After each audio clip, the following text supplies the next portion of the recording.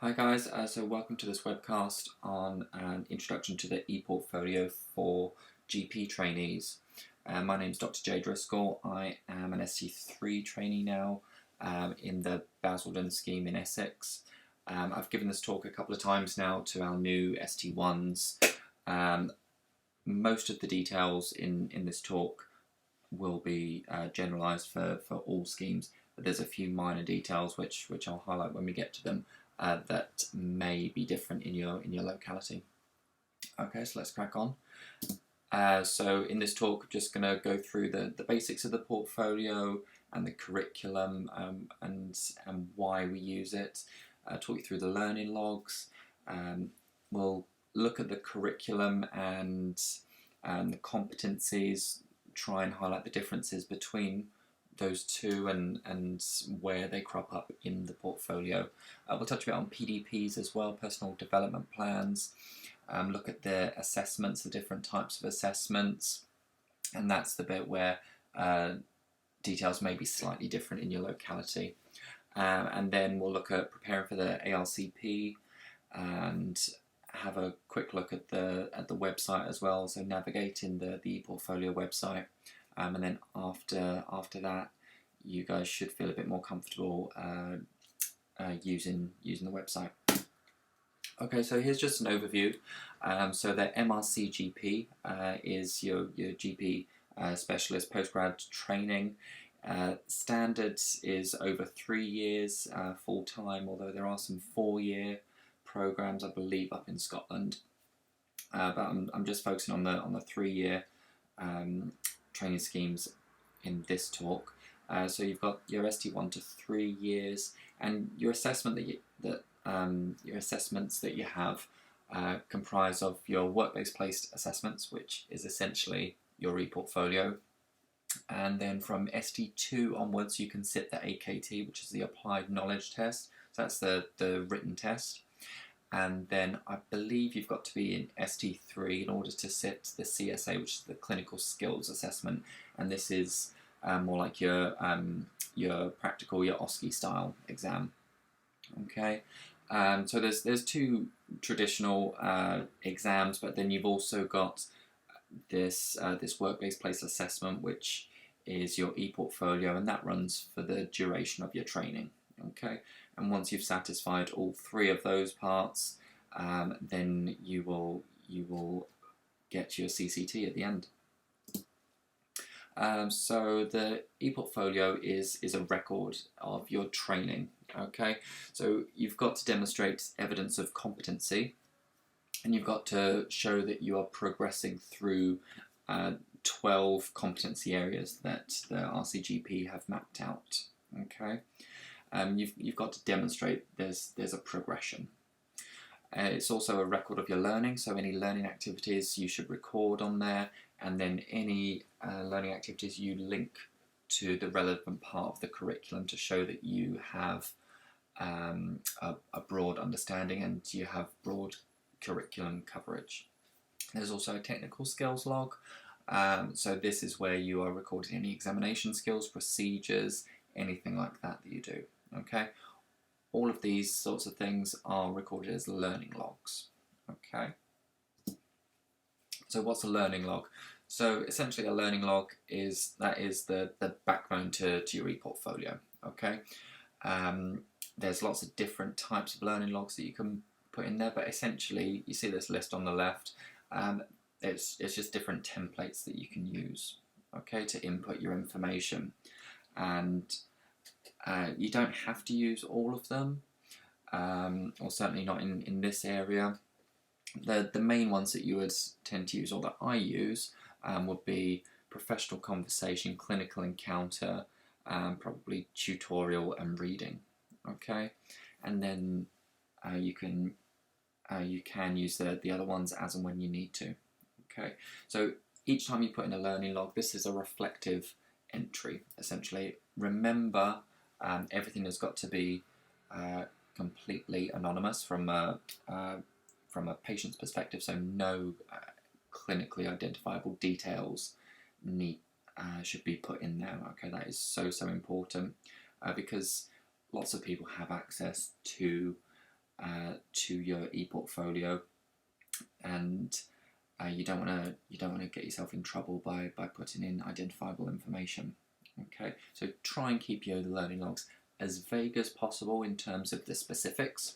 Okay, and focus more on the learning that situation has generated rather than the clinical specifics. Each learning log that you write, you can link up to 3 different curriculum areas, and we'll come to that very shortly. And you can also add attachments. So say if you did an e-learning module, you can upload your certificate, for example. Okay. There's a really important point is to make sure that the logs are shared, and I'll show you that shortly. Essentially, you can write plenty of learning logs, and if you don't click the share button, then no one else can see it. So always make sure that you share your logs, because essentially if it's not shared, then it's not on there. Now, this may differ, well, I know this differs in different deaneries, but in the Basildon area, we are advised that throughout the 3 years, if you're working full-time, you should be writing at least 2 log entries a week, so around 100 a year. So by the end of your ST3, they say they expect 300. Now, from my experience, not everyone is writing those sorts of numbers of logs. Essentially, you've got to demonstrate good curriculum coverage, whether that is in 200 or 400 logs. That's up to you. But as long as you can demonstrate good curricular coverage, but also have some quality reflection in there as well. Quality is definitely important rather than quantity, but obviously there's got to be some quantity there. So there's as you just saw, there's different templates for the learning logs, and here's just a few examples of different ways that I've used them. So when I put these slides together, I was in a paediatric rotation, so I just looked through the last few that I'd written.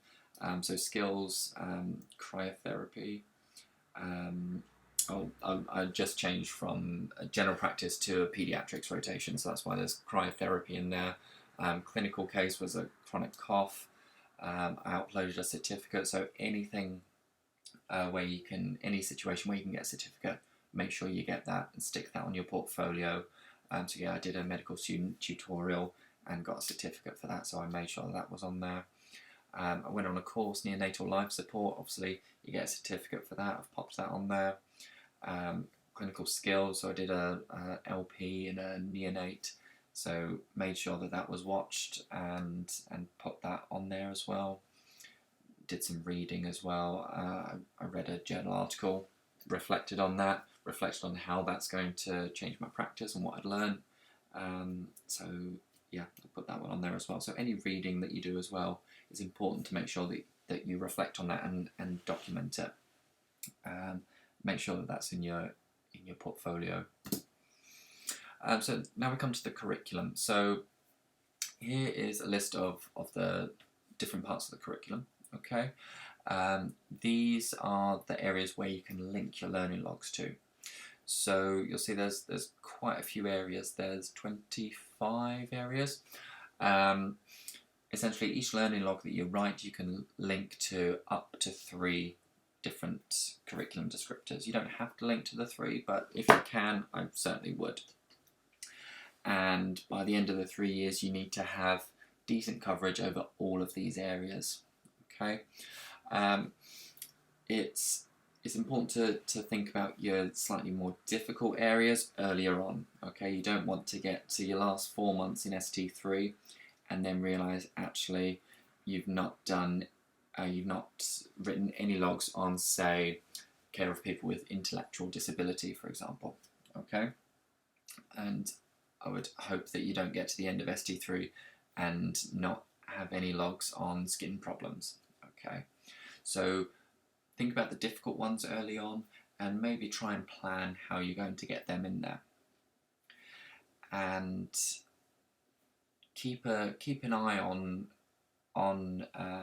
your curriculum there's a different part of the website where you can see exactly how many learning logs you've linked to each part of the curriculum. So I tend to keep an eye on that every maybe 2 months, print it out and highlight the areas where I've got fewer entries, and then I'll just focus on them. So for example, at the moment my portfolio is lacking a little bit in men's health entries, so I'm just aware of that, and now any cases that I see that are relating to men's health, I've just got that in my mind. I need to try and reflect on these clinical encounters and make sure that's all documented in my portfolio. PDPs. We'll just go back, sorry, just to the curriculum. You can access the full curriculum on the website, and I would strongly recommend that you do that. You can see it online, or you can download a PDF version. I think there's about 300 odd pages. It's quite a lengthy document, but I would strongly recommend having a flick through it early on. Okay, it's actually quite a helpful document, and each area in the each of these curriculum descriptors has its own chapter, and there's quite a bit of information as to what they expect of you. And there's also some examples of log entries as well, which is really helpful. And there's a few reflective points in each chapter. So I would definitely recommend having a look through the curriculum, particularly say if you are just going into a paediatrics block.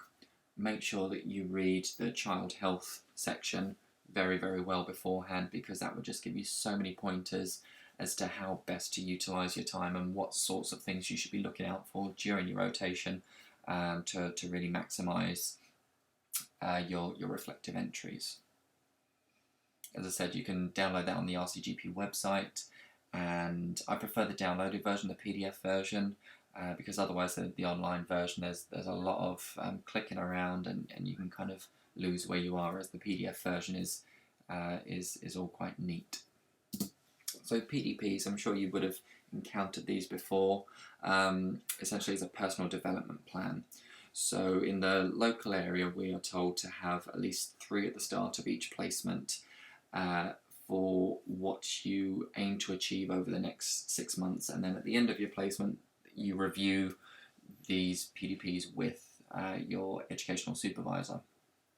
Now, these can be anything that you want, okay? Although try and stay away from things that would already be expected of you. For example, one of my PDPs was to pass my AKT exam. And I was told by my supervisor, actually, that's expected of you anyway. That is expected of you as part of your RCGP. So putting that as a PDP isn't very helpful, and actually isn't really useful for you either, because you've got to accept that you may not like the e-portfolio system, you may not like having to reflect, but once you get over that fact and just think, I need to do this anyway, you can either enjoy it or not hate it, or you can really hate it and then you won't get as much out of it. So you need to do it anyway, so you might as well get some benefit from it. So try and avoid the rubbish PDPs like I did to pass the AKT. So I've now changed to a slightly different approach where, say I'm in my general practice placement, and I have not had any real exposure to ophthalmology. And the last time I was exposed to that was my first clinical placement at medical school. So that was quite some time ago. So I have thought, right, I know my ophthalmology knowledge and also practical skills are lacking somewhat, so I need to address that. I can do this as a PDP. So make SMART goals, as it says. So a specific goal is to improve my knowledge around ophthalmology and common primary care presentations. My other goal would be to get some proper training on how to use an ophthalmoscope, because I am hopeless with that. Okay, so measurable. So how will I know when I've reached it. So for me, I have actually booked myself on a course, so a practical ophthalmology course, which is coming up in a few weeks, I believe. So that's how I know when I've reached it, because I would have attended the course. So is it achievable? Yes, I can. I've already got study leave to go for that course. I've booked the day off, and I can travel there. So yes, that's achievable. Is it realistic? Most certainly. I think attending a course, very realistic and timely. So when do I expect to accomplish it? So when I was writing my PDP, I saw that this course was on in 2 months. So I thought I can do a nice, neat and tidy PDP on attending this course. It will be in 2 months. It's before my CSA exam, and I'll know exactly when I've achieved it, because, well, I'll be uploading a certificate for it. Okay, so those sorts of things. So maybe just look at gaps in your knowledge and possibly think slightly outside the box. How are you going to develop yourself? Okay. So assessments. A lot of you watching this may have come straight from foundation program, where you've got a similar sort of e-portfolio system with assessments. There's slight differences in some of our assessments on the GP portfolio, but most of them will probably seem familiar to you. Okay, we have slightly different assessments in GP posts as opposed to hospital posts. Well, I say different, it's just really a different name for the same thing. But CBDs are the same across both hospital and GP posts. These are case-based discussions, and these are essentially where you have discussed a case in detail with your supervisor or someone more senior than you, and you've discussed around the clinical elements, but also some peripheral elements as well. They tend to like, and then reflected on that. So you've had a proper discussion. And then the next one is mini-KEX. So in hospital it's called a mini-KEX, a clinical evaluation exercise, but in GP posts it's called a COT. They're essentially the same thing. Okay, COT is a consultation observation tool. So these ones are usually where you are being watched with a patient, so that may be taking history and examining, for example, if you're in, well, hospital or GP posts, but GP would usually be if you're doing a shared clinic, so when your supervisor is sat in with you and just observing you, or if you are watching video clinics, so if you have recorded your clinics and then you're watching those with your supervisor, I'll often get those signed off as COTs. And then you've got MSF, which is multi-source feedback, and depending on which stage of your training you are, you'll need maybe 15 or 20, I believe, different colleagues to complete this form. I'll come on to the numbers of things. I think that's in the next slide. And then you've got a CSR and an ESR. So CSR is your clinical supervisor report, ESR is your educational supervisor report. It's important you know at the start of your block who your clinical and educational supervisors are. Sometimes they're the same person. Usually if you're in a GP post, they would be the same person, although not necessarily. When you're in hospital posts, your clinical supervisor is usually your hospital consultant, and your educational supervisor would be a GP. Okay, and yeah, so it's important to make sure you know who your allocated supervisors are and that the correct names are on your e-portfolio, because if the wrong names are on there, then your supervisor won't have access to your portfolio. Okay. In my experience, hospital consultants and my clinical supervisors haven't really paid that much attention to GP portfolio, and so if I hadn't have been chasing them up early on, then they may not have gotten their access to portfolio system and read through logs. Okay, so it's important that you know who they are, and if they're not using the e-portfolio system properly, then make sure you flag it up.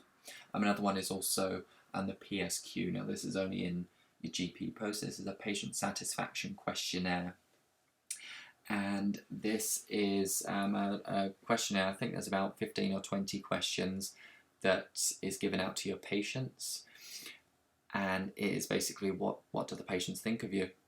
I believe each time you do that you need 40 respondents, and that can take some time actually to get them in, simply because reception may not always give them out, or patients may not want to fill them out, those sorts of things. So try and get that in sooner rather than later when you're in a GP post. Okay. Now this slide, these numbers are specific for the Basildon scheme. Okay, so make sure you check what your local scheme needs in terms of numbers, and get it clarified. So this was from an email from our GP school. So along the left-hand column, you've got which year you're in, and then across the top you've got all the different types of assessments. Now ST1 is fairly straightforward. You need 6 mini kexes, 6 CBDs, and that is over the full 12 months. Okay, so if you are doing 2 6-month rotations in your ST1 year, you would need 3 mini kexes in the first rotation, 3 CBDs in the first rotation, and then 3 and 3 again in the second rotation. Okay. MSF, that's the multi-source feedback. You need slightly different numbers depending on if you've done 2 hospital posts or a hospital and a general practice post. Okay, and the PSQ is only a GP requirement. Okay, and then ST2 is much the same, and in ST3 everything doubles. Okay, so you'll need 12 cots over the ST3 year and 12 CBDs. Okay, you'll need another PSQ, and you'll need 20 respondents to your MSF, the multi-source feedback. And now in smaller practices that can be quite difficult to get. Okay, so again, try and do that sooner rather than later. You could obviously try and get as many staff as you can. They don't have to be clinical. I think I've read somewhere that ideally they like half and half, so half clinical, half non-clinical staff. Okay, but obviously it depends where you're working. That may not always be feasible, so have a chat with your supervisor early on and find out what trainees have done in the past and what they would be expecting of you. Okay. So how to send an assessment code. Now, actually, I've kind of changed my mind since writing this slide here. The GP portfolio system isn't great from this aspect. If you are coming straight from foundation, you'll probably remember when you send an assessment code, you can pop in someone's name, their email address, and then there's some free text where you can write what you've discussed. Say for a CBD, you would write your clinical details in there. On the RCGP portfolio website, they don't have that facility. All they have is a box for name and email address, and then they just get sent an email with a link. And then when they open up that link, it's just a blank form and there's no clinical details.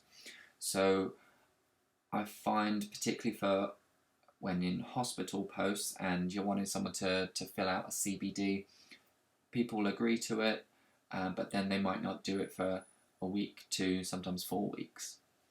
So you'll need to refresh their memory. Okay, so what I would usually do is take their email address at the time. Okay, I will then write a learning log on the CBD or the mini-kex or whatever the situation was. Okay, I would then copy and paste that into a blank email, and with that I would also copy and paste the code, the link to the CBD form. Okay, and there's also a unique code that you can generate on the portfolio website. So I would then send them one email with the learning log entry, because you need to write something anyway to refresh their memory, so I think why not do it as a learning log. And the link to your CBD form and also the unique code that they need for the CBD form. Okay, send all of that in one email. Now another downside of this ePortfolio website compared to the Foundation one is that there's no record of when you sent a form to someone. Okay, so on the Foundation ePortfolio site, it listed when you sent requests for assessments, and then there was also a little feature where you can, if they've not responded to it, you can send them a reminder. We don't have that on the RCGP version, which is a shame, because I thought that was a nice feature. So I tend to keep a note of who's agreed to do an assessment for me, and who I've emailed, and when I've emailed, and then you can just chase them up if you need to. So preparing for ARCP. So ARCP is every year, and usually it's around June time. So you need to have all of your assessments done, usually by the end of May. Okay, it's important to know exactly what is needed of you in terms of numbers of assessments, but also clarify when the deadline is. Okay, so in this area it's generally the end of May, which means your second post in the year, actually you've got to get all of your assessments done in a shorter period of time. Okay, because here we've got 6-month posts, and that will commence the start of February. So you've only really got 4 months, February to the end of May, in which to complete all of your assessments, whereas in your first placement obviously you had the 6 months. So bear that in mind when you're planning your time. Make sure that obviously you've got all of your minimum number of assessments, you've got adequate numbers and adequate quality of log entries completed. Don't do as I used to and store up everything in my notebook and then 2 weeks before ARCP just write 20 log entries, because they can see when you've posted them, and that doesn't, well, one of the aims of the ePortfolio is to demonstrate competency and development, and if you are posting 20 things all at the same time, that's not really a true reflection of your development, so try and stagger them out. For the ARCP, you need to get your CSRs and ESRs done. Okay, now it's important you need to get your CSR done first, and after that is done, it then allows you to do a self-rating. So for the CSR, that will be a meeting with your clinical supervisor. That one's not usually a long meeting, and it's just a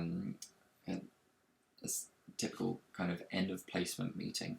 Okay, and then after that's done, then you can do the self-rating. Now self-rating is where you go through the competency areas. Okay, there's 13 competency areas, not curriculum areas, but competencies, and you have to rate yourself as to whether you feel you are achieving this or not, and then you have to justify it. Okay, so it's quite a tedious process.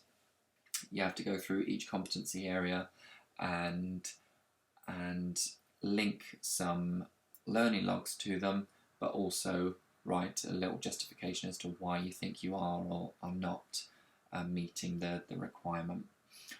Only after you've done that, the ESR can be completed.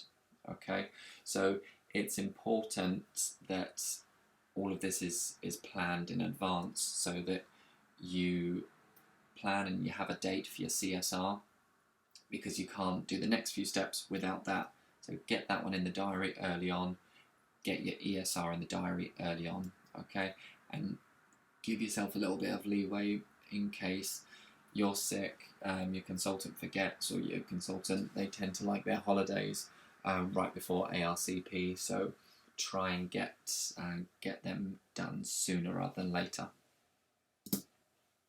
So here's the self-rating part. So these are the competency areas, okay? And it's important to read through these parts of the full curriculum document, because these are areas that you need to demonstrate progression in. When you write any learning logs, only your supervisor, your educational or your clinical can link your learning logs to competency areas. Now, if you remember, you can link your own learning logs to curriculum areas, but only your supervisor can link to competency areas. Okay, and it's each of these headings that you need to self-rate yourself against.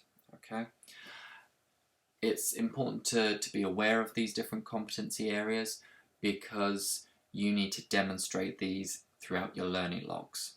Okay, and your supervisor will only link to these competency areas if it is clear that you are demonstrating these competencies in your learning logs. So sometimes if I'm lacking in one area, for example, community orientation, I'll go and read that section of the curriculum document and just get a feel for what it is that they want. And there's actually quite clear guidance as to what will be achieved in that competence area and what wouldn't be. So you just get a real feeling for what they're looking for, and then you can tailor your learning logs towards that.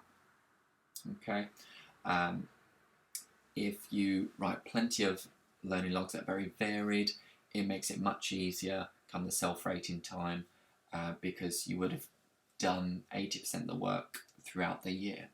Okay, whereas if you've only done 20 learning logs in the year and you're doing the self-rating, it gets quite difficult. Okay, so when I've given this talk to ST1s before, we then go through the ePortfolio website and get some hands-on experience. So we can try that just now. So what you can do is try logging on. In order to get access to the ePortfolio, I mean, first of all, you need the ePortfolio for your RCGP. Okay, so you need to get access to it, and unfortunately that will cost you a bit of money depending on when in the year you're signing up. I think it's around £300 for the full year, but it may be slightly less, I'm not sure. So yeah, when you start your GP training, make sure that you sign up to this. Okay, and then this will be your kind of home page, and you can see on the left there you've got your main headings. I don't really like this folders view, but that always seems to pop up. But the most important part there is your learning logs. Okay, that's where you start writing everything. But explore each of those tabs on the left. Okay, make sure that the details of your post and your supervisors are correct in the summary tab, which is just above learning logs. And the evidence tab, that is where you can record all of your assessments, like your CBDs, your mini kexes, COTS, those sorts of things. Okay, and another important point, there's a personal library towards the bottom on the left, and that is where you can upload any documents. Okay, any documents, certificates, those sorts of things. It's very, very important that if you are putting a certificate on there, say your child safeguarding level 3 certificate, that you also do a learning log and you share that learning log and you attach the certificate to that learning log, because no one else can see things in your personal library apart from you. Okay, so I don't tend to use the personal library bit because I don't find it very useful. I would, if I've done, say, safeguarding, I would do a learning log, entry on that, reflect on it, stick the certificate on there and share it. Okay then guys, so that concludes the introduction to the ePortfolio talk. I will be happy to try and answer any questions if you pop them in the comments below, or if you think there's anything that's missing out of here or that could be explained a bit better, again feel free to comment and I'll get back to you. Okay, hope you enjoyed, hope it was useful. Take care.